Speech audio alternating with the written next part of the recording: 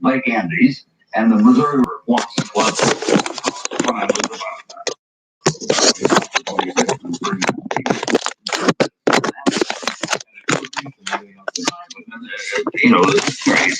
all the salt that she was accumulating. It's an amazing story. Congratulations. Our first low goes to the running joke between two friends that became an international phenomenon this week. Jack has made a sport of startling his best friend Nick and recording Nick's reactions. So for Nick's birthday, Jackson edited together a year's worth of those jumps and screams, much to the delight of the internet.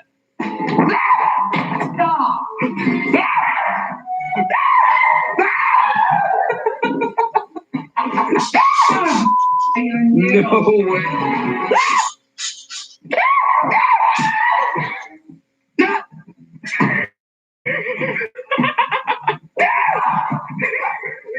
That hurt.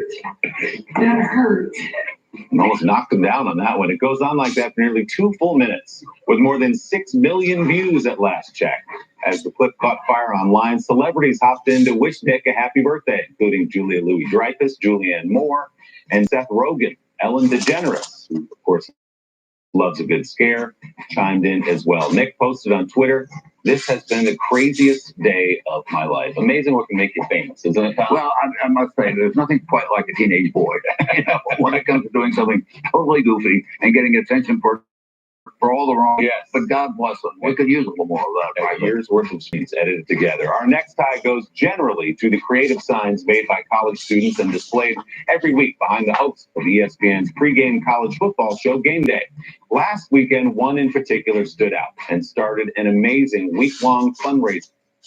Game Day was set up in Ames, Iowa, on the campus of Iowa State University, where a 24-year-old alumnus named Carson King held up a sign that read, in his words, "Busch Light Supply needs replenished," followed by his Venmo account where funds could be sent. It was meant as a gag, but viewers did start sending him money. King said when he looked down at his phone for the first time, he saw he'd reached $600. He knew he had to decided he'd give whatever money he got to Stead Family Children's Hospital at rival University of Iowa. That is the famed hospital whose windows face out to the football stadium in a city where fans turn at every game to wave up to the kids. I didn't think there'd be a chance on TV, nonetheless have anyone donate. So going from just the stupid idea to get some beer to something really cool, like, sending all this money to the hospital, that's really neat. And it gets better. Busch Beer, the inspiration for the sign, announced it will match those donations to the hospital. So too did Venmo. Well, would you believe all those donations have now reached $950,000, nearly $1 million. King is planning to bring that big check to the hospital himself in a couple of weeks. And as for replenishing his beer stash, King now won't have to worry about that either, thanks to the folks at Busch, who promised him a year's supply of Busch Light, adorned with his own face. Tommy got his own can, and the hospital gets $1 million. Well, I must say, I'm very familiar with Iowa and the University of Iowa and the rivalry with Iowa State. So this is a perfect payoff for the great rivalry. That football game went on forever, by the way, and the University of Iowa ended up winning. And that hospital has now become a part of America's Saturday. Because when the University of Iowa is playing, everyone turns and looks at those children up there. It's one of the great children's hospitals in the country. So there are a lot of good things going on in the world, boy, and we need to bring more attention to them. These two rivals, that hospital, those kids, and the response to it. Yes. Amen to that. And by the way, if you're at the University of Iowa, visit Tom Brokaw's paper. It's another good thing you can do in Iowa City. Our final low goes to the commitment of a couple little dudes to a terrible idea that had the internet laughing this week.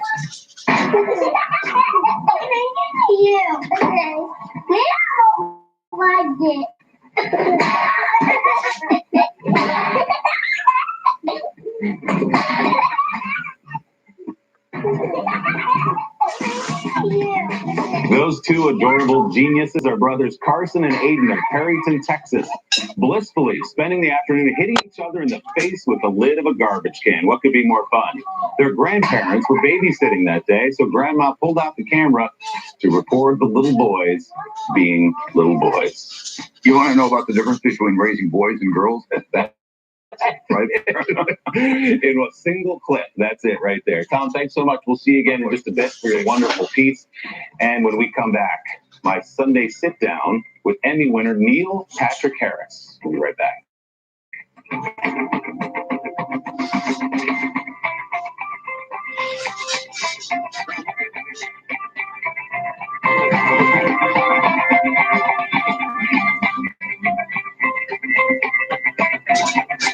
Minimums and fees, they seem to be the very foundation of your typical bank. Capital One is anything but typical.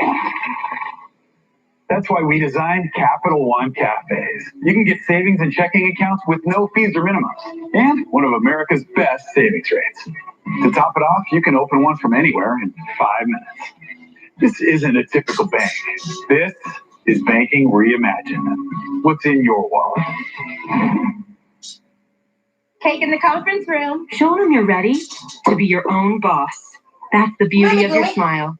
Crest 3-dimensional whitening removes stains, whitens in between teeth, and protects from future stains. Crest, healthy, beautiful smiles for life. There's a hope that's waiting for you in the dark. You should know you're beautiful just the way you are. No scars, you're beautiful. Every star, you're beautiful. It's that time Good morning, everybody. Welcome to today's for welcome routines and bringing everyone together again. It's feeling like fall, and we can't wait to share every morning with you. Welcome to today. Hi, I'm Dr. Trace Curry, Medical Director at Journey Light. Need help losing weight but nervous about surgery? Now you have a new option, endoscopic sleeve gastroplasty, or ESG. Go to journeylight.com to learn more about this exciting procedure now. It has always been Highfield's commitment to provide quality products to our customers. The Highfield showroom offers fully functional displays, and our trained technicians provide quick and efficient installation. Call, click, or visit us today at Highfield Door Sales. Our doors are always open.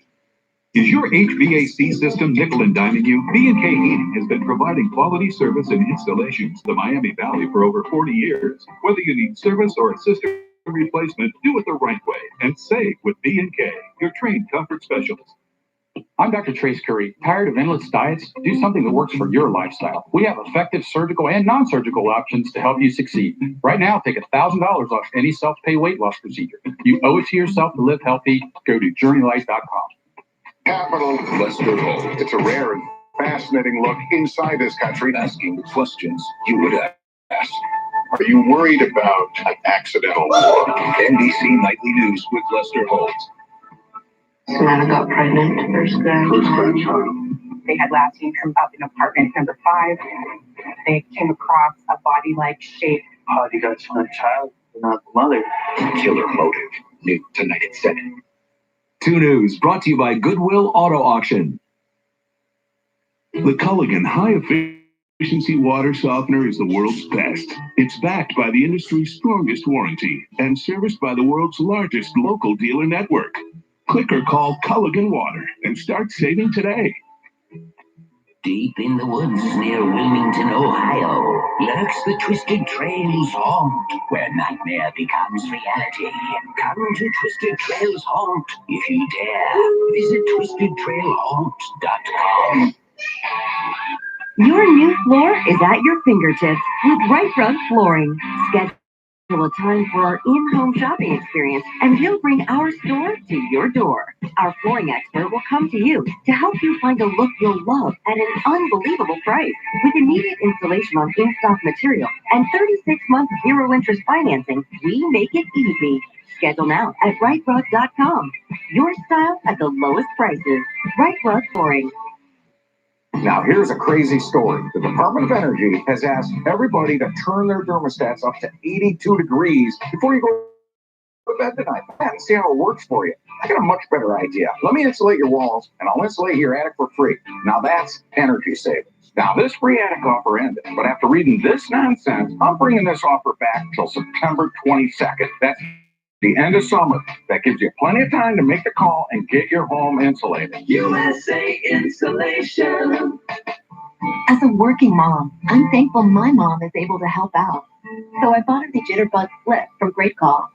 It's so easy to use, and with a larger screen and bigger buttons, It's even easier to dial. There's also a 5-star button on the keypad. One touch and you'll be immediately connected to a highly trained agent who can confirm your location, assess the situation, and get you the help you need. Now get more minutes with new rate plans and save 25% at Best Buy or Rite Aid. It's just what I thought. It's all going to have to come out.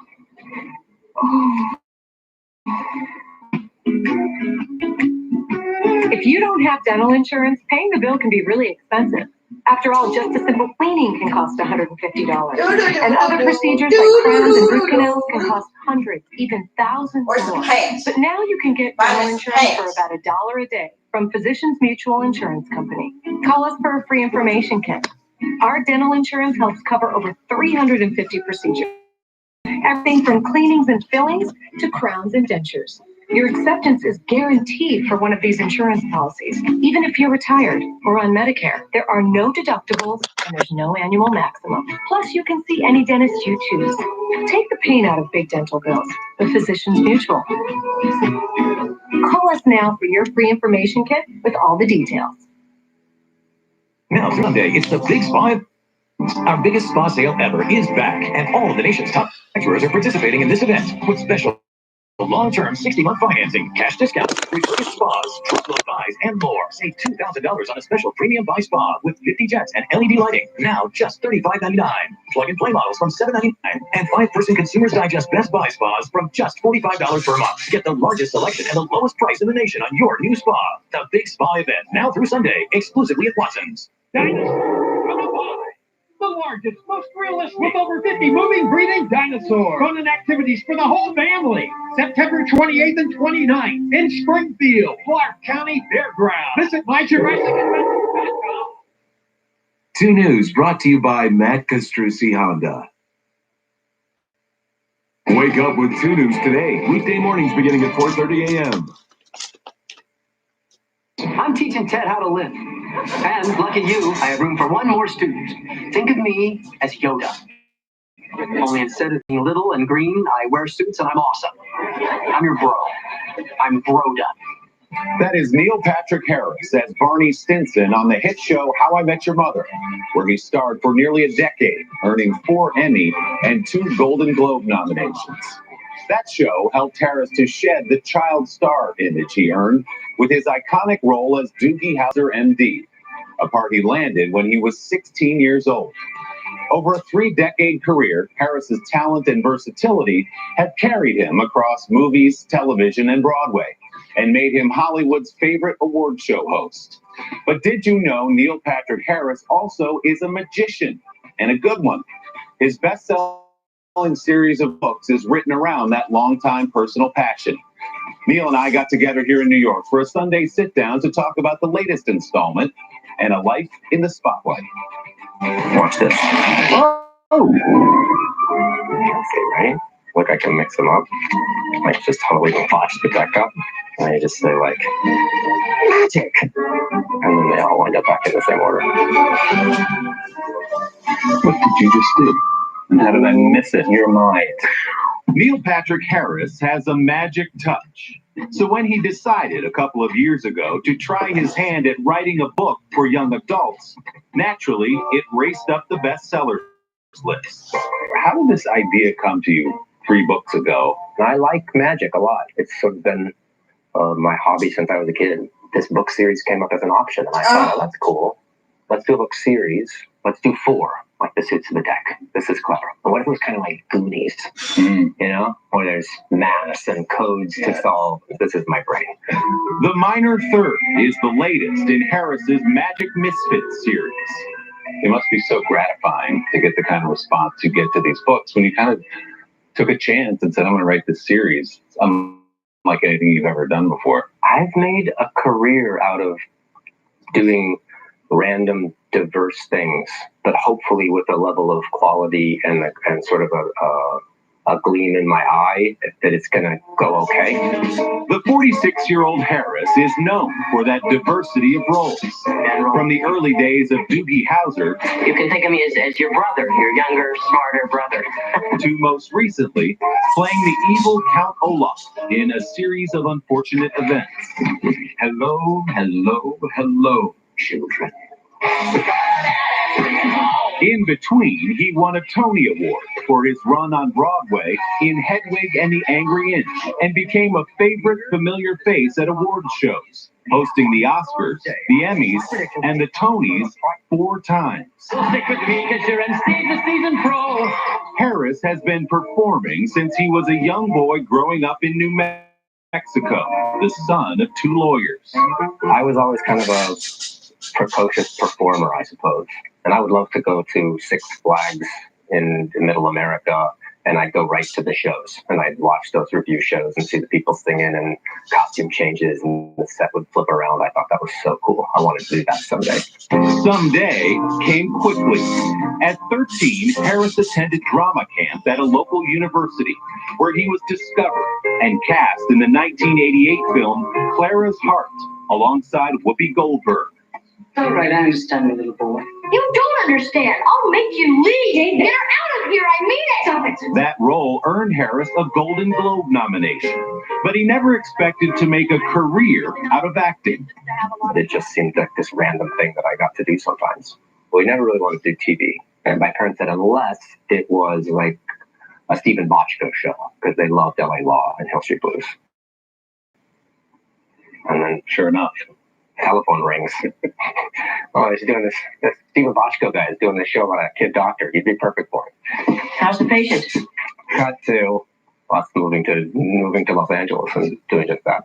For 4 seasons, Harris starred as teenage prodigy Doogie Howser, MD, earning a second Golden Globe nomination in 1992. Wait a minute. You're a kid. True, but I'm also a genius. After the show ended, Harris struggled to shed his Doogie image. He worked in theater, appeared in made-for-television movies, and played guest roles on TV. Well, that is just a beautiful thing to see. In 2004, his career took an unexpected turn when he was asked to play himself in the cult favorite movie Harold and Kumar Go to White Castle.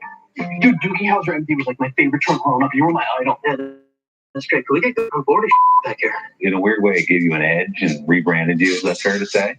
Probably. I think because I was, I guess, a child actor, that everyone is worried that you're going to snap or that you've had some terrible upbringing. And so no one would ever joke around about it, I guess. The DP line always works on strippers. It was 2 days' work. And I think the fact that I was able to not be so precious about myself in a way was probably the turning point. The next year, Harris landed the role of serial playboy Barney Stinson on How I Met Your Mother, which ran for 9 seasons. Money, suits, and sex, these are tears of joy. As Harris's star rose again, his private life became the subject of public interest. In 2006, with rumors and bad information swirling online, Harris put out a statement coming out as gay. Were you heartened by the response to it? I was super heartened by the response because it was uniformly disinterested. Right. It was apathy, which was the greatest. That's what you say. Yeah. Pray for apathy. Yeah. I don't want to be a poster boy for stuff. I'm an actor. Yeah. You know, I don't want to be recognized for, you know, who I'm humping. I want to be recognized for, you know, who I'm playing. In 2014, Harris married his longtime partner, actor and chef David Burtka. They have 2 children together, 8-year-old twins Harper and Gideon. How have they changed your life over those 8 years? I feel like I'm growing more than I did before. I'm failing way more than I ever thought I would in personal ways because I don't know how to parent. I don't know. I guess what I've learned from these miraculous kids is that we're all doing it together. And when it comes to Harris's latest work, his kids are his biggest fans. They like it. You know, we were actually legitimately reading it last night, and I was carrying Harper upstairs, and she said, you know, when we're reading the book, I feel warm in my heart because I can see that you wrote it, and it makes me smile. Oh my God. I know. I didn't even pay her to say that. You're going to get that put on the back. It's a pretty good endorsement. Neil's book, The Magic Misfits, The Minor Third, is available now and already is a New York Times bestseller. Our thanks to the Magic Hour rooftop bar and lounge here in New York for hosting our conversation. To hear how Neil avoided the pitfalls of young stardom in Hollywood, check out our web extras at today.com/Sunday. And don't forget to subscribe to the Sunday Sit Down podcast to hear the entire unedited conversation with Neil Patrick Harris. You can find it on Apple Podcasts or wherever you get yours. And next week, Tony and Grammy winner Ben Platt on his lead role in the Broadway phenomenon Dear Evan Hansen, and now starring alongside Gwyneth Paltrow in the highly anticipated new Netflix series, The Politician. Ben Platt next week on Sunday Today.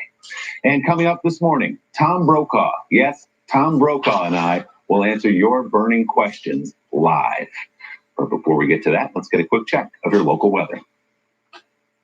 Good morning. I'm Storm Team 2 meteorologist Melissa Barrington. Another hot and humid day for us across the Miami Valley. Currently 70 degrees here in Dayton. As you can see here, a mixture of clouds and sun out there. It'll turn breezy this afternoon. Live Doppler 2 HD is quiet. However, a cool front coming through later on tonight. As fall arrives at 3:50 in the morning, we may see a few scattered showers and storms. Highs for today, right around 90.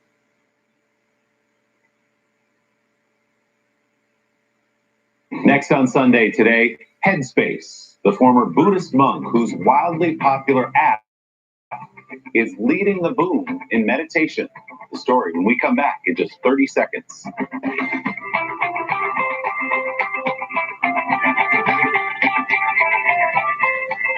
Get to Kohl's and take an extra 15 or 20% off. Kids Jumping Beans apparel starting at $8.49. Save on men's Tech Gear hoodies and on a Farberware cookware set. Plus, get Kohl's Cash. Plus, free Amazon returns now at all Kohl's stores. This weekend at Kohl's. Everything was so fresh in the beginning, but that plug quickly faded. Luckily, there's Febreze Plug. It cleans away odors and freshens for 1,200 hours. Breathe happy with Febreze Plug. It wasn't so long ago that meditation was considered by many to be something practiced either by woo-woo New Age eccentrics or Buddhist monks. Today, though, that exercise in mindfulness is exploding in popularity, thanks in part to easy access online with apps like Headspace, which was created appropriately enough by a former Buddhist monk. NBC's Joe Fryer seeks his inner peace in our Sunday Spotlight. At the Zen-like headquarters for the company Headspace, starting to notice how the body's breathing this morning. They practice what they teach with daily meditation sessions. Letting go of any focus on the breath. Andy Putticombe and Rich Pearson are co-founders of the company, a guided meditation app growing in popularity. We can help you to train your mind for a healthier, happier life. You guys have very different backgrounds, right? Is that an understatement? We're pretty different backgrounds. So I was a Buddhist monk for a little while, and Rich comes from sort of creative brand development. Yeah. Which is not like being a Buddhist monk, right? Definitely not like being a Buddhist monk. It's the complete opposite of being a Buddhist monk, I think. Andy spent 10 years as a monk studying meditation for hours a day. Just make sure you're sitting comfortably. Today, he's the calming voice of Headspace, teaching listeners how to meditate. You begin it and you get some benefit. It's like, oh, that's what it is. And then maybe 3 months later, you kind of realize, oh, no, that's what it is. Meditation is an exercise that helps people achieve mindfulness, which means you're free from distractions, bringing your attention to the present moment. Among American adults, meditation has surged. In 2012, 4.1% used it. 5 years later, 14.2%. There are now 2,000 meditation apps available, including other big names like Calm and Insight Timer. Headspace alone says it has 55 million members worldwide. In the last 10 years, meditation has really taken off. Why is that? One, people are, I think, understanding that they're more stressed than they've ever been. And I think the fact that we are consistently connected to our devices and always available is causing a kind of cognitive overload that we've never had before. Welcome, everyone, to The topic is so prevalent, UCLA has the Mindful Awareness Research Center, where Diana Winston is director of mindfulness education. It's a helpful self-care tool for all the stress and overwhelm that most of us struggle with these days. She says early research shows mindfulness can lower blood pressure, reduce inflammation, boost the immune system, and help with anxiety and depression. For rookies, she advises starting with an app and trying 5 minutes a day. There's also value in meditating in silence and not having to be guided. I don't want people to become overly dependent on the apps, but I definitely think they're really, really beneficial. There's an irony to the fact that your product is on a phone, and the phone is, to many, causing a lot of these problems, right? The truth is the phone isn't stressful. It's our relationship with the phone is stressful. So the phone just sits there. And I think Headspace is a great example of actually how we can use technology for good. Hoping for a future that's focused on the present. For Sunday Today, Joe Pryor, Santa Monica, California. I feel better, don't you, Joe? Thank you very much. Next on Sunday Today, Tom Brokaw with the real-life military veterans turned actors on stage telling the often painful story of coming home from America's wars. Wake up. America doesn't care anymore. Besides, who wants to be the last out of Afghanistan? And later, a life well lived, the civil rights leader who was there at the birth of an American revolution in Montgomery, Alabama. And Doug. And now, for their service to the community, we present Limu, Wimu, and Doug with this key to the city. It's an honor to tell you that Liberty Mutual customizes your car insurance so you only pay for what you need. And now, we need to get back to work.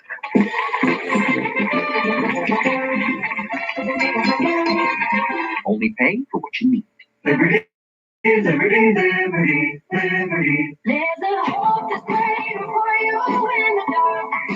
You should know you're beautiful just the way you are. No scars, you're beautiful. The scars, we're beautiful. You got this. You got this. You got this. You got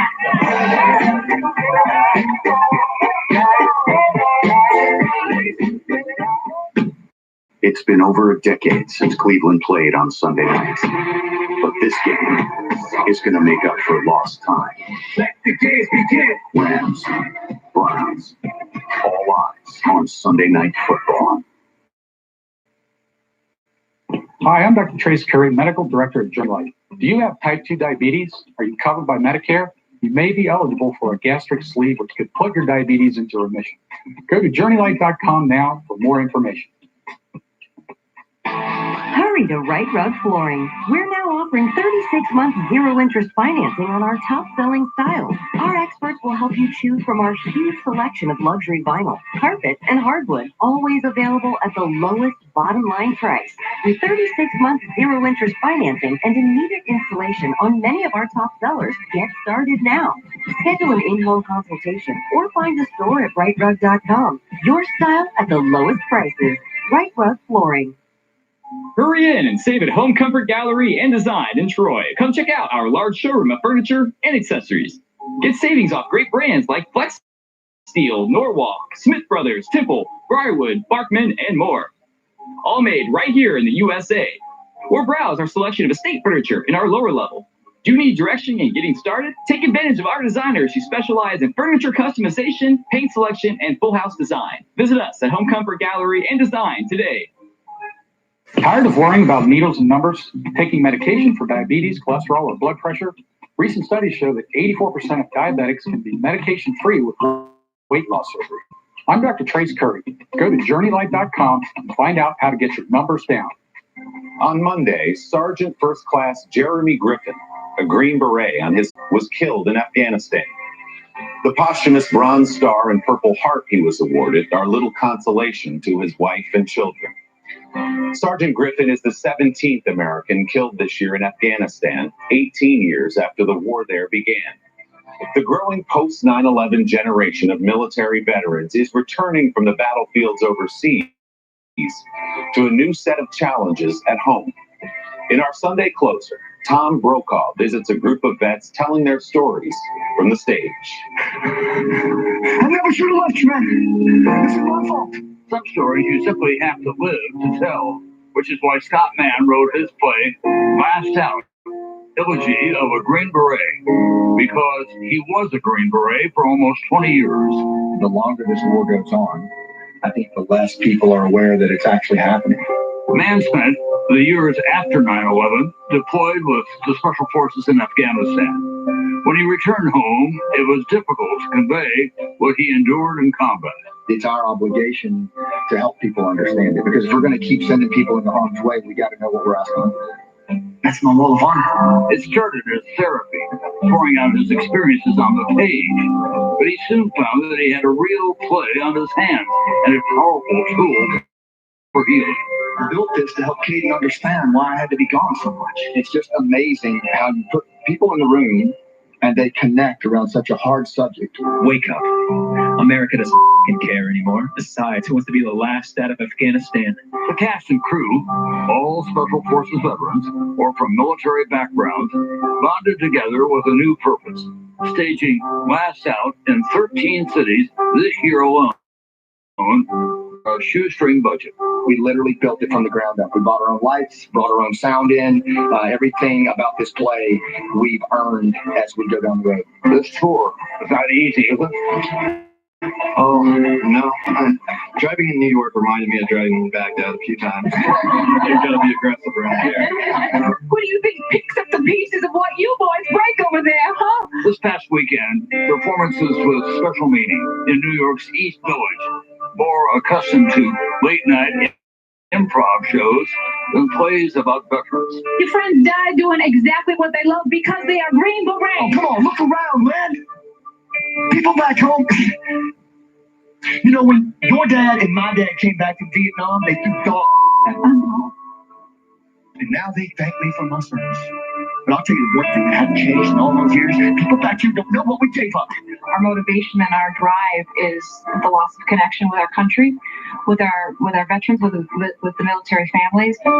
Mann took his crew to Ground Zero, sacred ground, and the touchstone for their new mission. What is the impact that you hope that it will have, not just for the civilians who are seeing it, but for the veterans who are seeing it and also participating in it? That we ran a good race. You know, that it mattered. That what we did mattered, and that what we do still matters. And this isn't such a bad country to live in after all. What a wonderful story, Tom. This really is a scrappy operation. You talk about them raising the money they can to get the lighting and audio and everything else in there, and taking it across the country. Yeah, some of the cast members actually drive a car with a trailer behind. The rest of them fly coach from time to time.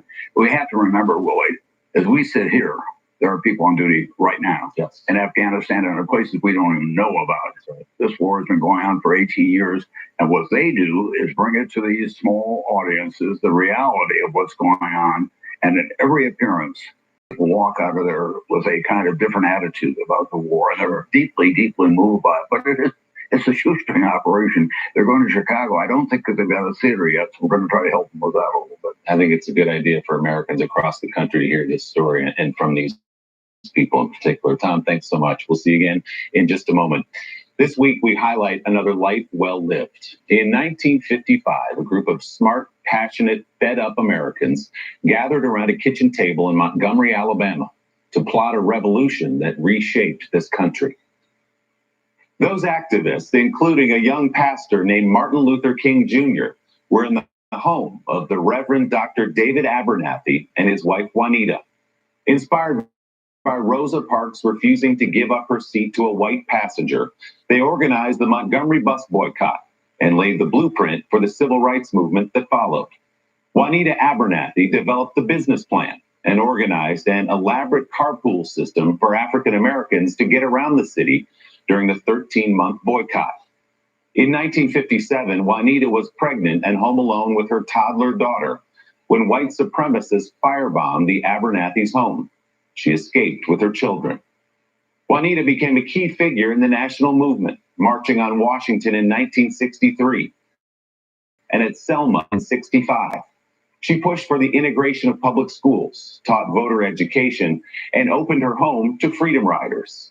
She also was a leader in the successful fight for a national food stamp program and for free meals for children in public schools. Later, Juanita went to work for Mary Kay Cosmetics, driving that pink Cadillac and rising to the level of national sales director in a 20-year career.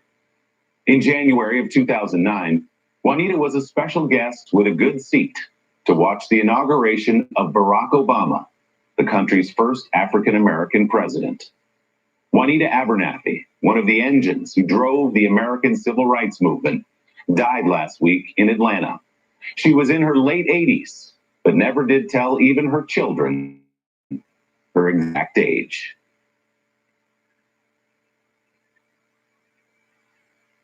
I knew my daughter could be at risk of certain cancers later in life from an infection, human papillomavirus.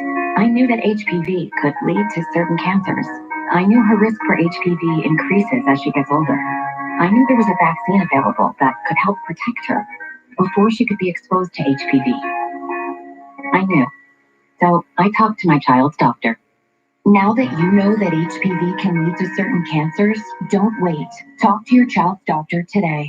Get to Kohl's and take an extra 15 or 20% off. Women's tops are just $16.99. Save on men's flannels and on Cuddled Up bedding. Plus, take an extra $10 off during our men's and women's style event. Plus, get Kohl's Cash this weekend at Kohl's. Here's another cleaning tip from Mr. Clean. Cleaning tough bathroom and kitchen messes with sprays and wipes can be a struggle. There's an easier way. Try Mr. Clean Magic Eraser. Just wet, squeeze, and erase tough messes like bathtub soap scum and caked on grease from oven doors.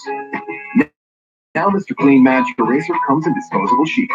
They're perfect for icky messes on stovetops, in microwaves, and all over the house. For an amazing clean, try Mr. Clean Magic Eraser. And now, new Mr. Clean Magic Eraser sheets. Get to Kohl's and take an extra 15 or 20% off. Kids Jumping Beans apparel starting at $8.49. Save on men's Tech Gear hoodies and on a Farberware cookware set. Plus, get Kohl's Cash. Plus, free Amazon returns now at all Kohl's stores. This weekend at Kohl's.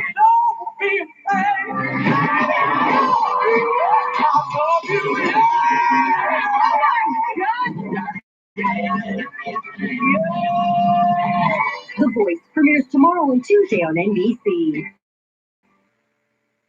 To you, it may be just an old coat. But to a child or an adult in need, it's a warmer winter. For the 36th year, Coats for Kids is back, and we need your help. Drop off your gently used washable coat today. Plus gloves, mittens, winter hats, and scarves are needed. For a complete list of drop-off locations, go to WDTN.com. And give the gift of warmth this winter. Coats for Kids, brought to you by WDTN, Dayton CW, and these proud partners. Dinosaur, come alive! The largest, most realistic, with over 50 movie breeding dinosaurs. Fun and activities for the whole family. September 28th and 29th in Springfield, Clark County Fairgrounds. Visit myjurassic.com. If something's important to you, wouldn't you want to give those important somethings Culligan water? For Culligan can make water softer and cleaner. Culligan water makes green beans green beanier. Washers for dishes, washers for clothes, give the Culligan treatment to those. Every 2019 Honda Accord is on sale.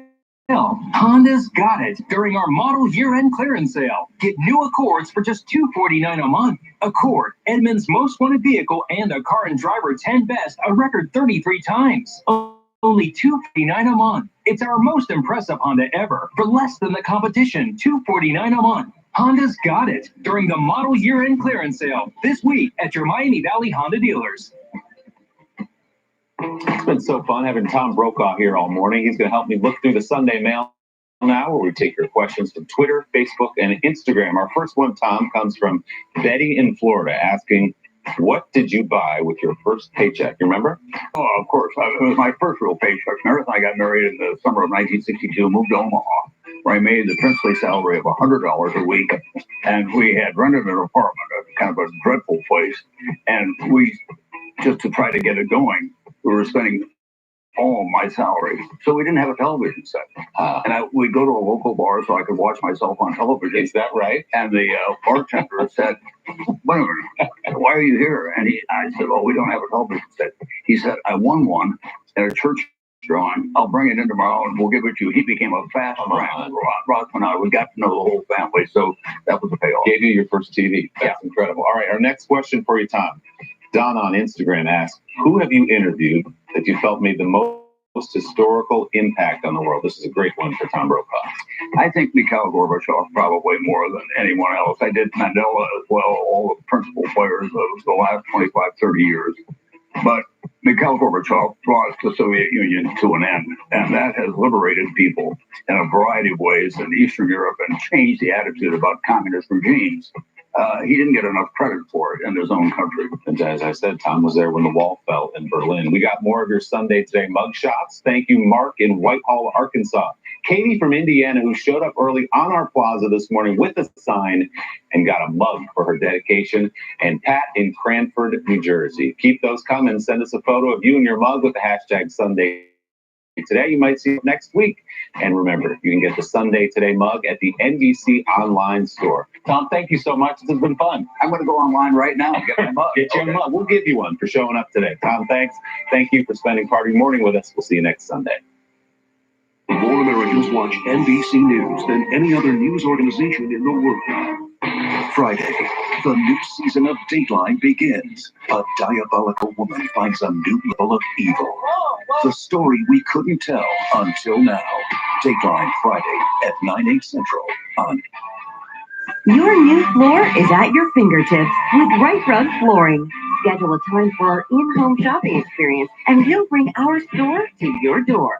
Our flooring expert will come to you to help you find a look you'll love at an unbelievable price. With immediate installation on in-stock material and 36-month zero-interest financing, we make it easy. Schedule now at rightrug.com. Your style at the lowest prices. Right Rug Flooring. A helping hand. A world of possibilities. Commitment to quality. As America's largest exterior remodeler, Window World is with you every step of the way. From your first consultation to long after the installation, we're committed to providing you with outstanding service and value you can trust. Let's start the journey today. Right now, get 8 windows installed for just $78 a month. Wake up with 2 News today. Weekday mornings beginning at 4:30 a.m. This Sunday, the president and the whistleblower. I don't know the identity of the whistleblower. I just hear it's a partisan person. President Trump responds to reports that while he held up aid to Ukraine, he was urging his president to create an investigation targeting Joe Biden. I can say that it was a totally appropriate conversation. It was actually a beautiful conversation. Then, without evidence, suggests more. It doesn't matter what I discussed, but I will say this. Somebody ought to look into Joe Biden's statement. You should be looking at Trump. Trump's doing this because he knows I'll beat him like a drum. I'll talk to Democratic Senator Chris Murphy of Connecticut and Republican Senator Pat Toomey of Pennsylvania. Plus, growing tensions with Iran. The administration sending troops to Saudi Arabia. The president has approved the deployment of U.S. forces, which will be defensive in nature. As President Trump weighs military and economic responses to that attack on Saudi oil facilities. It is the ultimate option, and there are options a lot less than that. My guest this morning, Treasury Secretary Steve Mnuchin. And as Joe Biden and Elizabeth Warren separate themselves from the field, Hello, Iowa! the rest of the candidates are on notice, with Cory Booker saying he'll get out in 10 days if he can't raise up money. You gotta grow or get out. Joining me for insight and analysis are NBC News White House correspondent Kristen Welker, Robert Costa, national political reporter for the Washington Post, former Democratic Congresswoman Donna Edwards, and former Republican Congressman Carlos Cuervo. Welcome to Sunday. It's Meet the Press. From NBC News in Washington, the longest running show in television history. This is Meet the Press with Chuck Hunt. Good Sunday morning. We're following 2 huge stories today, both of which could have far-reaching consequences at home and abroad. One involves War and Peace. Will the United States respond militarily against Iran for last week's devastating attack on Saudi Arabia's cheap oil facility? President Trump is weighing the risks of war against the cost of appearing weak and encouraging more aggression. Here, the president is seen as acting conventionally, in the public interest, and in a manner many of us expect from a president. Then there's the other story. That one concerns multiple reports involving a whistleblower, President Trump, and the mixing of foreign policy with 2020 politics. At issue, the allegation, first surfaced by a whistleblower, that President Trump pressured Ukraine's president to create an investigation into Joe Biden and perhaps withheld military aid as an inducement. Here, the president is accused of acting unconventionally in his own personal interest, testing the limits of the Constitution again, and yet it's in a manner many of us have come to expect from this president. And that's where we begin this morning, with the charge that Mr. Trump tried to engage a foreign government to go after the Democratic candidate he sees as his chief political rival. It was a totally appropriate conversation. It was actually a beautiful conversation. President Trump responding to reports that he repeatedly pressed Ukraine's president in a July 25th phone call to work with his personal attorney, Rudy Giuliani, to investigate political rival Joe Biden. It doesn't matter what I discuss, but I will say this. Somebody ought to look into Joe Biden's statement. That phone call is part of a broader set of facts named in a secret August 12th whistleblower complaint to the intelligence community's inspector general. Mr. Trump reportedly pushed Ukraine's President Zelensky to pursue the probe of a Ukrainian gas company with links to Biden's son Hunter, accusing Joe Biden of a conflict of interest. Not one single credible outlet has given any credibility to his assertion. Not one single one. Giuliani denied putting pressure on Ukraine. Did you ask the Ukraine to investigate Joe Biden? No, actually I didn't. Before reversing himself and admitting it. You did ask Ukraine to look into Joe Biden. Of course I did. After Ukraine's new president won in a landslide in April, Mr. Trump and Giuliani began pressing him to investigate the Biden. In May, I'm hearing it's a major scandal, major problem, very bad things happened, and we'll see what that is. It's a case that is crying out to be investigated. Then in June, President Trump made it clear that if a foreign government offered him help to win in 2020, he would take it. If somebody called from a country, Norway, we have information on your honor. Oh, I think I'd want to hear it. Days after the two presidents spoke on July 25th, Giuliani met with a Ukrainian official in Spain to press him again to pursue a probe of Hunter Biden. Right around the same time, the United States froze military assistance to Ukraine, prompting questions from lawmakers. The implication seems to be to the Ukrainian president that if he does what Rudy Giuliani is asking him to do and investigates the Bidens, maybe he will get the money that the president is holding back. The White House finally released the aid last week. The details in the whistleblower's complaint are still unknown. President Trump's newly appointed Director of National Intelligence, Joseph Maguire, is refusing to release it to Congress. This was about wrongdoing, and the idea that that complaint, which was intended for Congress, should instead end up in the White House is disturbing beyond belief. You should be looking at Trump. Trump's doing this because he knows I'll beat him like a drum. And he's using the abuse of power and every element of the presidency to try to do something to smear me. And joining me now is Democratic Senator Chris Murphy of Connecticut, who actually recently met with President Zelensky in Ukraine. Senator Murphy, welcome back to Meet the Press. Good morning. All right, so tell me what your conversation was like with the president, because I believe you met with him before the aid was released. Right. And it was during this time that the aid passed by Congress, but for some reason was being held up by the administration. You were, tell me, was this meeting in Kyiv, number one, and what was the circumstances? So I went to Kyiv in part because I had heard these concerns from my friends there that the government and Zelensky personally was really worried about these overtures he was getting, in particular from Rudy Giuliani. And he didn't understand whether this was an official government position, these requests to investigate the former vice president. So I went there to make it clear to him that the worst thing that he could do for the U.S.-Ukraine relationship was to get involved in an election here in the United States. I will say what was interesting to me was that he dispensed with the diplomatic protocols of that meeting. As soon as we sat down at the table in the presidential palace, he asked us what was going on with aid. Why was it being withheld? He seemed very concerned and I think out of sorts about it. And then later in the meeting, I raised with him these overtures from the Trump campaign. He gave me a very strong answer. He said they had no intention to get involved in an American election, that they knew what damage it would do to them. And I left that meeting fairly confident that he understood. What did the Trump administration tell you officially when you were trying to figure out what the holdup was?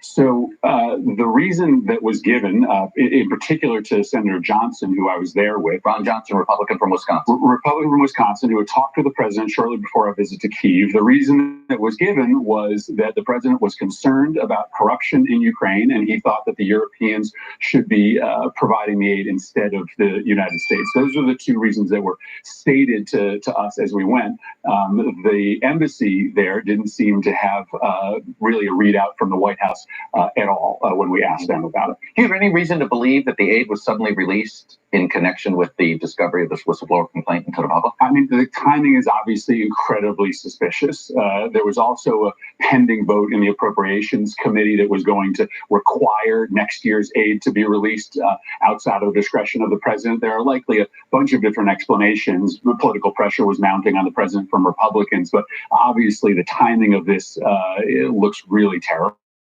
I want to show you another coincidence that we noticed here. These are the departures among people that were involved in Russian and Ukraine policy decisions inside the Trump administration. The two top officials from DNI, July 28th, August 8th. Then you have three top officials in and around the State Department or NSC. The ambassador to Ukraine in May was forced out. The president's Russia advisor, Fiona Hill, resigned in June. Obviously, the ambassador to Russia, John Huntsman, in August. Maybe they're all coincidences. I'm not saying that. Anything about that timeline of all those folks that you find troubling, because it's all happening at the same time that Giuliani is doing his thing and the president is doing his thing. So the departure of the ambassador, one of the individuals on that screen, was very troubling to many of us. She was a incredibly experienced, very well thought of diplomat. There seemed to be no reasons for her departure. And it's one of the reasons why in May, I sent a letter to the Foreign Relations Committee in the Senate asking them to investigate these overtures that Giuliani had been making, and whether one of the demands that was being made was that this ambassador leave, because perhaps the ambassador at the time was frustrating the Trump's campaign's efforts to try to get this new president to investigate Biden's. I want some clarity here. Is the allegation that Rudy Giuliani was trying to get this ambassador out, or the Ukrainians wanted our ambassador out? I think the worry is that it may have been amongst the Trump campaign's demands. And I think it's really important to get to the bottom of why she left, under what circumstances she left, and what was she unwilling to do. I want to put up a tweet that you sent out, I believe yesterday, if I'm not mistaken. Don't get creative, you write. Don't look for new, interesting angles. This one is as simple as it gets. If an American president gets away with bullying foreign countries to do his political bidding, then we should just give up and accept our new banana republic. What's the next step? Well, I don't frankly think it matters whether there was an explicit quid pro quo in this conversation with Zelensky. I think if an American president, another foreign leader, to interfere in an American election, essentially what we're trying to figure out what was going on between Trump and Putin, then there has to be consequence, more information than simply anonymous whistleblower that the president indeed tried to do affecting our elections. Then we have to do something about it. By the way, when they got an additional $140 million, where did that come from? Yeah, maybe an overcorrection on behalf of the president. So do you know where that came from? No, I don't know the source of that secondary funding. Did you guys appropriate this money? The president certainly has discretionary money that's available to him. It may have come from those accounts. But you have no idea, and suddenly they got more aid. So do you view that as troubling? Listen, I think this whole timeline is hard to figure out, and there's someone who can tell us more about all of it, and that whistleblower individual has to come before Congress. Senator Toomey is going to come on here right after you. We're going to be discussing some other issues, but one of them is guns. He's pushing for Manchin Toomey. Where are you on this? Did Beto O'Rourke, Chuck Schumer essentially is almost pointing the finger that Beto O'Rourke has set things back, has he? Oh, I don't think that's true. Listen, I think Republicans who don't want to vote for a background checks bill are going to look for any excuse to do it. Beto's comments may be their latest hook. But the fact of the matter is, if Donald Trump supports a bill that expands background checks, we will get 60 votes for it in the Senate. The Attorney General brought up to Congress last week a fairly reasonable proposal that would expand background checks to commercial sales. There's some things I don't like about it, but it's absolutely a platform for negotiation. The NRA opposes it. And so the critical question now is sitting on the president's desk. If is he willing to take on the NRA? If he is, we'll get a background check. By the way, you sound like a guy that says, hey, take what you can get every time you have a chance. Don't try to let the perfect be the enemy of this. On this issue, this is about life and death, right? There are very few other issues that are like it. And I also think that maybe what's most important in the long-term perspective of the anti-gun violence movement is breaking this rock-solid alliance between the NRA and Republicans, and this may be our chance to do it. Democratic Senator Connecticut, thanks for coming on and sharing your views, sir. Of course. And joining me now is Republican Senator Pat Toomey of Pennsylvania. Senator Toomey, welcome back to Meet the Press. Good morning, Chuck. Thanks for having me. As I said, I invoked your name there. We will get to the gun issue in a second. I want to ask you about the top story we've been dealing with this morning. The president has actually already commented again as he's headed down to Texas for that event with the Prime Minister of India. And he is admitting that he did bring up Joe Biden in a phone call with the president of Ukraine. Does this look like a president asking for foreign assistance for his presidential prospects? It's very hard to say, Chuck. I don't know what the conversation was. I just told you. He said he did bring up corruption in Biden.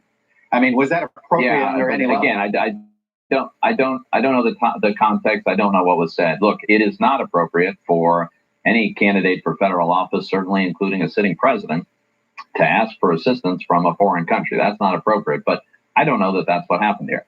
Do you think Congress should get its hands on this whistleblower complaint?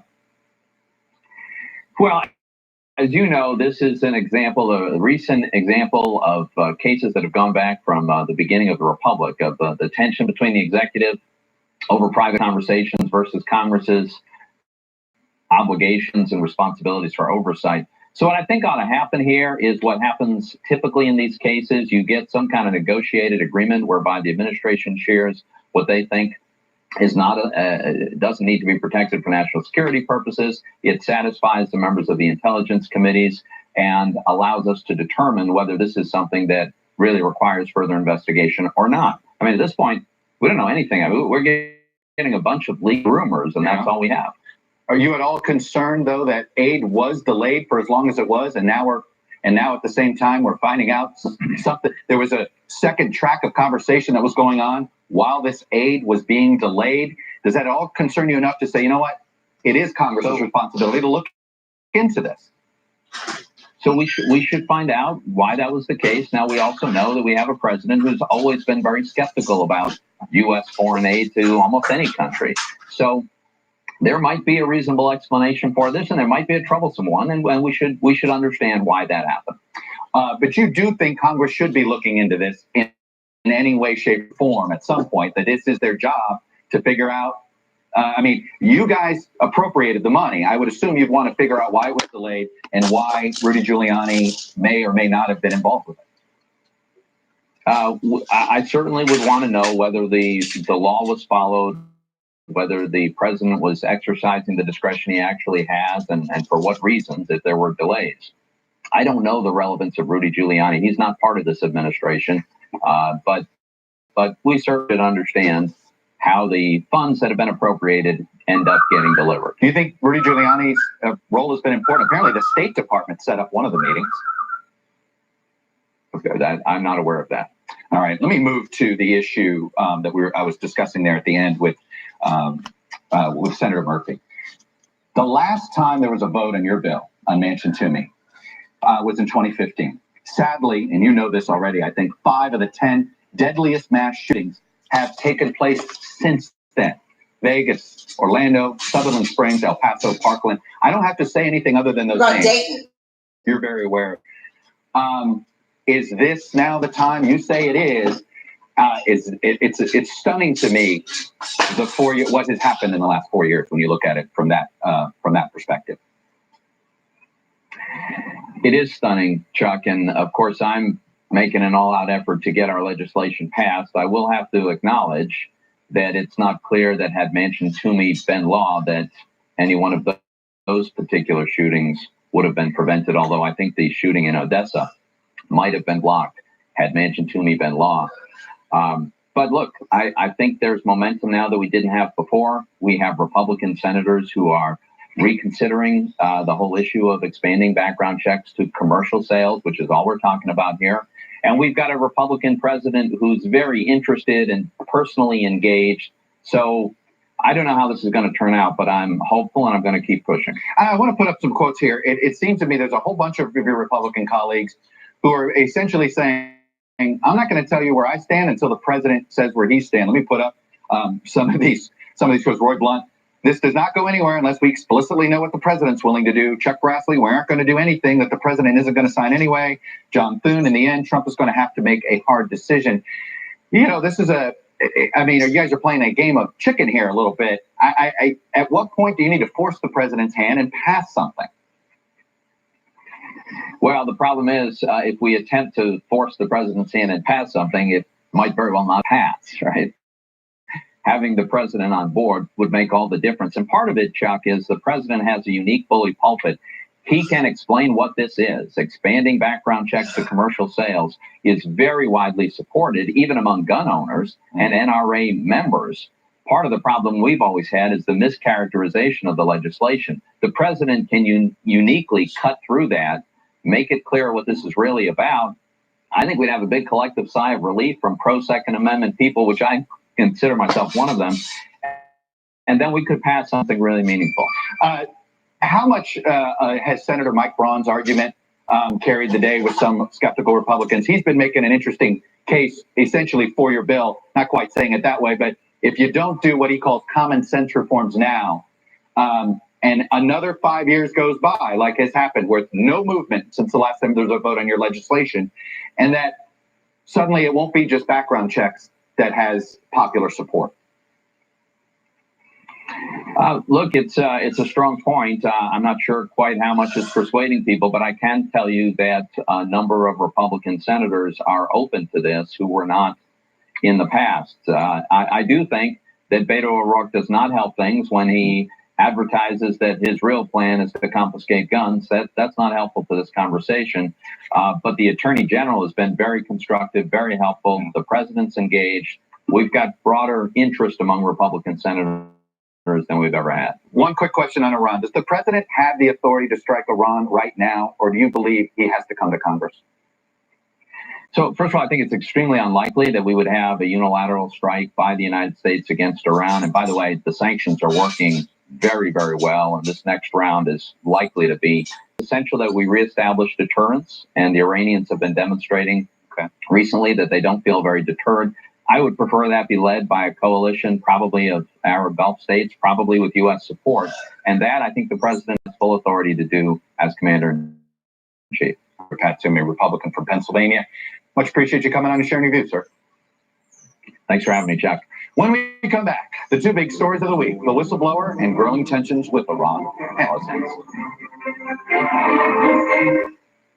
When I lost my sight, my biggest fear was losing my independence.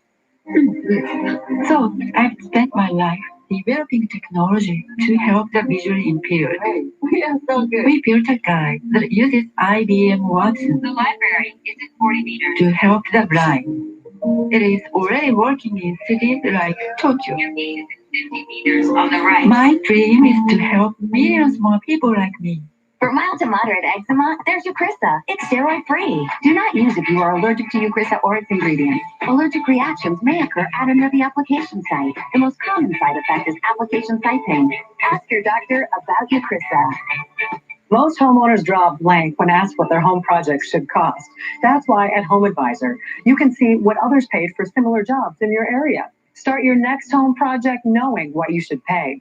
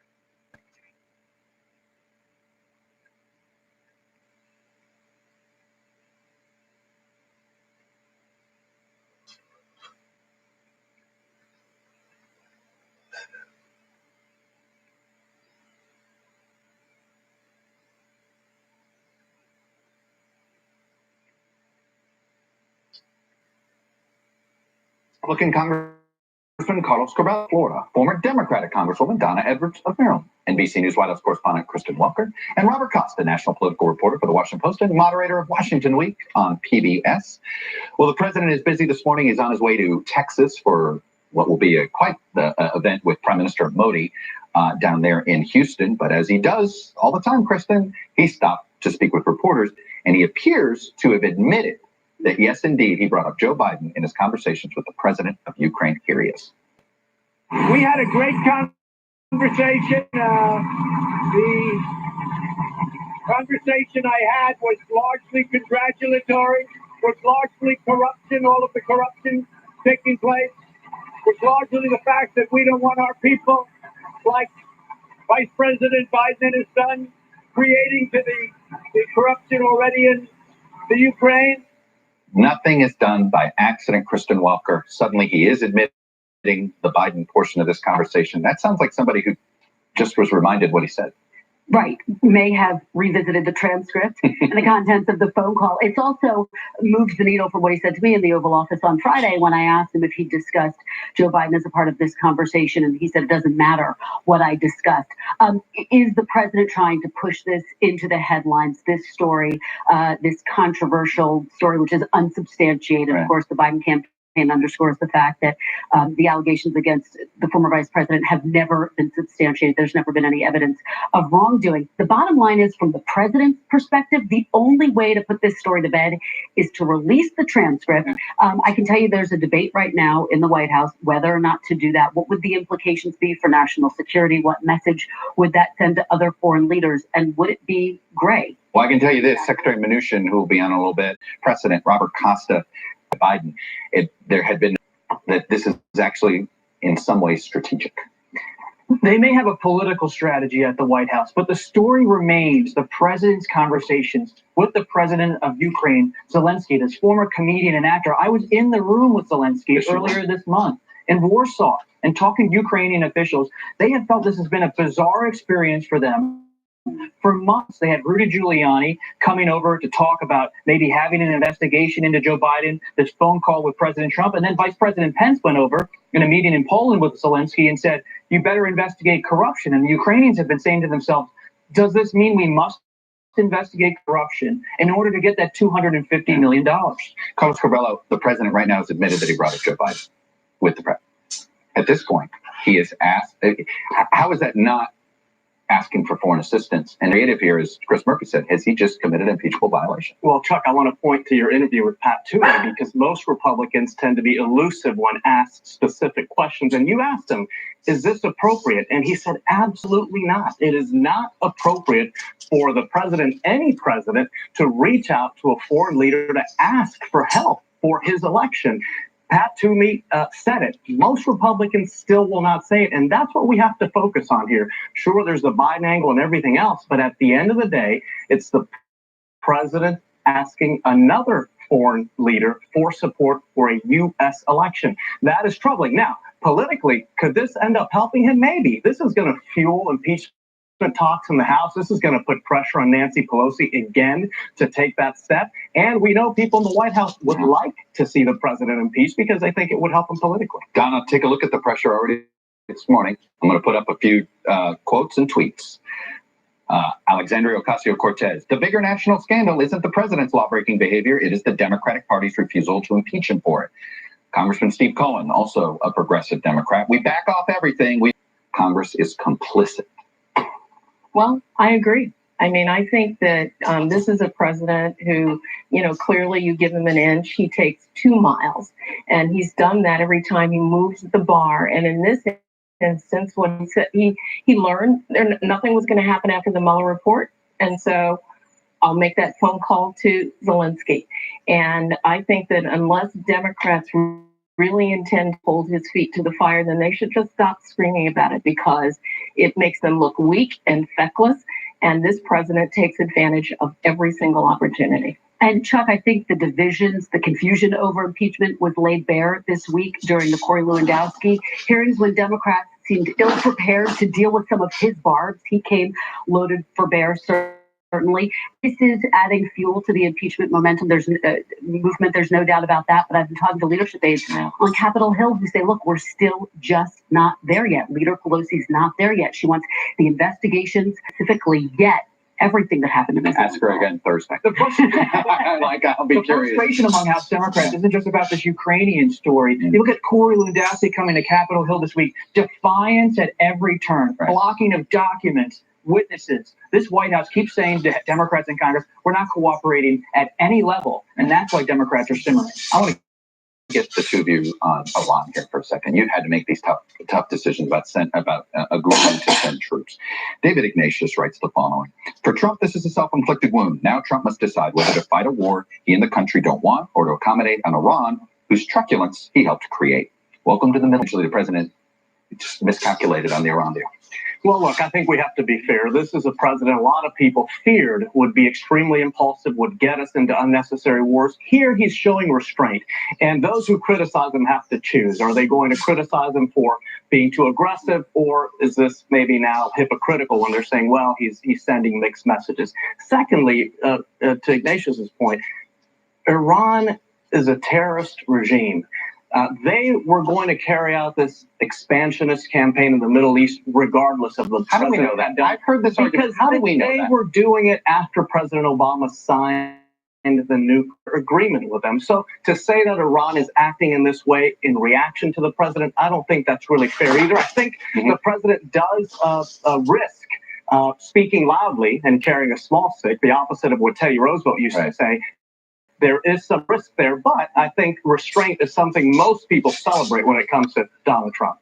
Yeah, but this is really stemmed from the president's pulling out of the Iran nuclear deal and not having a plan B. There was never a plan for what happens the day after you pull out of that deal. And what we've seen is the devolution of all of the policy with Iran precisely because the president never had an idea of where to go next.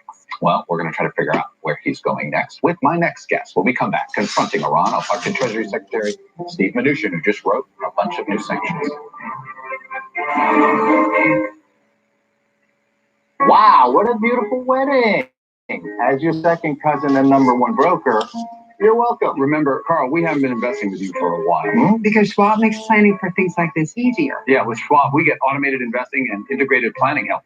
Help you plan for the things that matter. Subscription pricing. Introducing subscription pricing with one-on-one guidance. Schwab Intelligent Portfolios Premium, a modern approach to wealth management. At Farmers Insurance, we know a thing or two because we've seen a thing or two. Even a... That's Rubber Ducky? You mean this one? Rubber Ducky! What about the broken cookie jar? Again, Cookie? Yeah, me bad. Oh, what about monsters having accidents? I am okay, by the way. Depends. Did you cause the accident? Cause an accident? Maybe. How do you know all this stuff? Just comes with experience. Yeah. We are farmers. Bum, bum, bum, bum, bum. When I was diagnosed with MS, the first thing, but as I've seen my disease progress, the medicine has progressed right alongside it. Trying to make medications more affordable is important, but if Washington isn't careful, we might leave innovation behind. Let's fix the system the right way. Innovation is hope, and the last thing you want to leave like is hope. At Verizon, we're building the most powerful 5G experience for America. That's why the NFL chose Verizon. Because they need the massive capacity of 5G with ultra-wideband, so more streaming, posting fans can experience 5G all at once. This is happening in 13 stadiums all across the country. Now, Verizon 5G can do this for the NFL.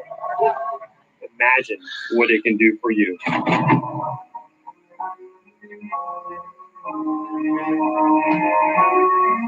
This is a story about doing more. With less. Doers need energy, and demand for it is expected to grow. So Chevron's finding more homegrown energy more precisely. Digitizing the way we work with advanced data analytics, helping us develop more productive wells. And works more in ways to use renewable energy in our operations. Doing more With less. More data and precision to help meet growing demand. That's going to get a lot of likes. Chevron, innovating to meet the energy demands of today and tomorrow. It's that time Good morning, everybody. Welcome to today. for welcome routines. and bringing everyone together again. It's feeling like fall, and we can't wait to share every moment with you. Welcome to today. Meet the Press is brought to you by Charles Schwab. Own your tomorrow. Welcome back. Defense Secretary Mark Esper this week announced the deployment of a few hundred U.S. troops to Saudi Arabia, as well as an air and missile defense system. This, of course, after that attack on Saudi oil facilities last week to avoid getting into a shooting war over the incident. Mr. Trump did announce new sanctions on Iran's national bank, tightening the economic pressure the administration has applied. And joining me now is President Trump's Treasury Secretary, Steve Mnuchin, who was involved in getting those sanctions in place. Mnuchin, welcome back to Meet the Press. Great. Good morning. Good to be here. Before I get to Iran, this situation between the president and whistleblower. He's got a bendy. He's got a bendy. Baby's got a bendy. Where'd you get that bendy? Who put that bendy on you? I assume you don't know some of these details, but let me just You got a bendy. Do you know why the president hasn't gone to the Bendy. I don't, but let me Oh, are you Indian? But I've been on You just many converted. calls with world leaders. You got a bendy. There are multiple people on these calls. I think it would be highly inappropriate to release a transcript. And I think the bigger story here is really what went on with Biden and his son. He came out over the weekend and said he never spoke to his son, yet the facts are his son said they had spoken. Well, I don't understand how that. I don't understand how that has anything to do with what's going on with this situation. Going back to what you just, why, if the president believes an American is sourcing the investigation to the Ukrainian government? I don't know. I wouldn't know if I don't believe he did outsource the investigation. I wasn't on the call. Okay. I don't know what conversations the president has had with the attorney general. He may have had conversations already. Do you know if why the aid was delayed, and did it have a connection to the Ukrainian president's decision not to work with Rudy Giuliani? Well, that I can tell you that there was no connection. I have been involved with Secretary Pompeo and others on the national security team on the issue of the aid. How do you know? How do you know for sure? I know you can. Do you know 100%?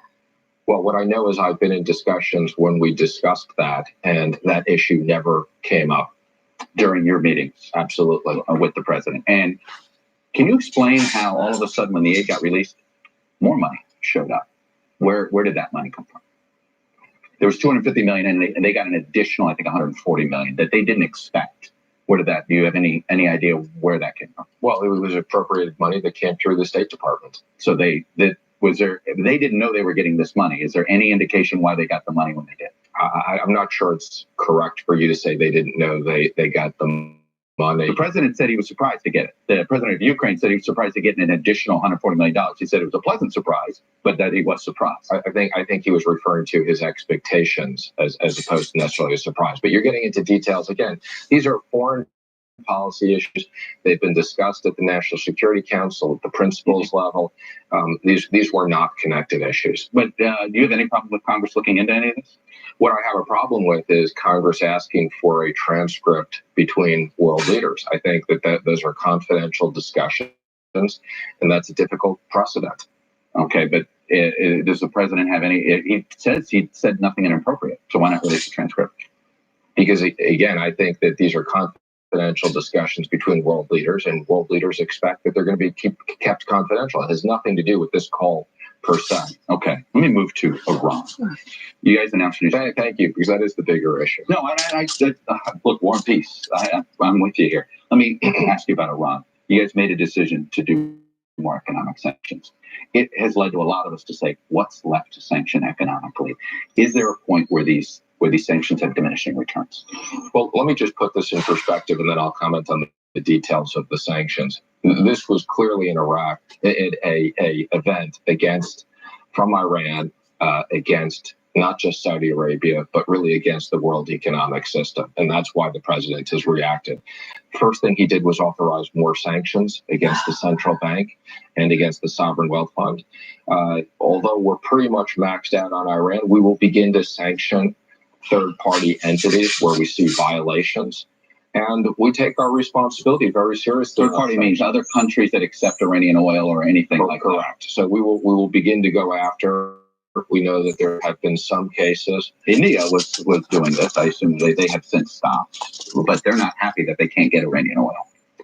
I can't comment on whether they're happy or they're not happy. I think our allies understand what we're doing with Iran. This is a maximum pressure campaign so that Iran stops exporting terrorism and attacking their neighbors. Is there any acknowledgement here that the campaign's not working? Meaning, I think the theory of the case was maximum pressure, more sanctions, get out of the nuclear deal, they'll come to the table. They have since shot down an American drone, done what they've done, hijacked a tanker, this attack in Saudi. Obviously, it's not working. No, I mean, what's the next step if you still can't get them to the table after all of this? I think quite the contrary. I think this is an example of it's absolutely working, because what we've done is we've cut off the Iranian regime's money, and they are now desperate. So all these actions are because their economy is suffering, they're running out of money, and these are all signs of desperation. So our maximum pressure campaign is about weakening Iran so that they can't spend money on terror. So I think this is absolutely a sign of desperation that the campaign is working. What are you saying to folks like Senator Lindsey Graham? Let me put up the tweet. The measured response by President Trump regarding the release seen by the Iranian regime. Many of your allies that are a little more hawkish than the president believe the Iranians are simply testing the electrical fence, essentially. And every time we don't respond to something, it means they can keep going. You buy that? Well, I like Lindsey a lot. I consider Lindsey a good friend. I don't agree with him on this. I think the president has specifically said, he said this in the Oval Office when we were with the Australian Prime Minister, it would be very easy to make the decision to attack. It's actually the decision of restraint. So the president is on a three-part plan at the moment. One is sanctions. Two, he authorized troops to go to Saudi Arabia for defensive purposes, which Saudi has requested, and we're expediting arms sales. The military option is always on the table. There's a headline on the editorial board of the Washington Post that simply says this: should U.S. troops put their lives on the line for Saudi Arabia? It's complicated. It's a simple question, with obviously there's a complicated answer. But speak to the parents that are thinking about it.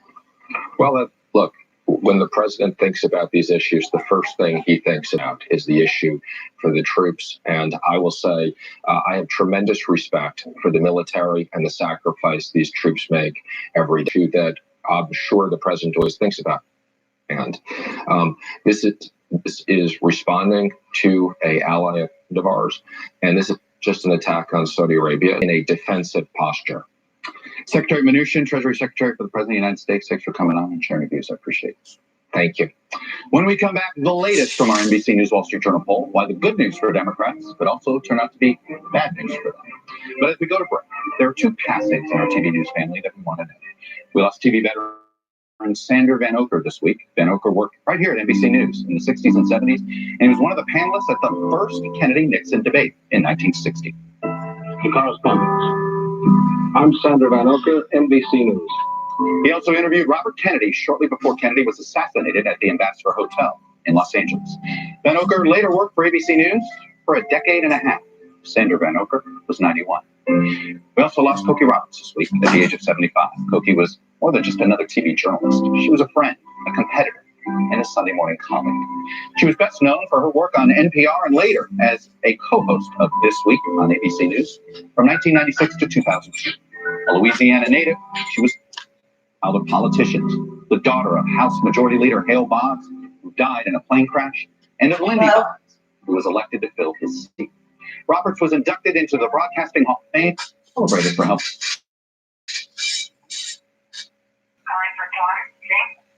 Remember that. Yes, hello? Hi, is this Dawn? Yes. Hi, this is Dawn. Calling from Community Bank about your Samuel account. And it's currently full payment 37. Do you have an information on this? Yes, I do. Can I just get that information, the name and phone number, so I can update our record?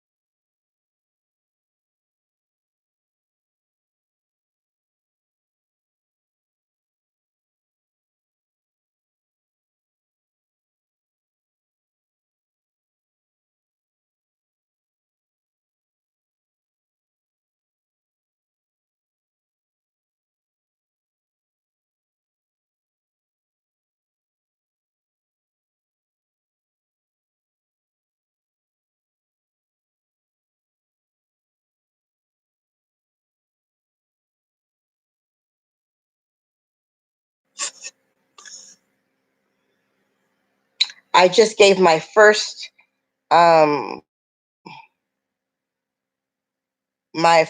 creditor my attorney's information, because I do actually have an attorney. So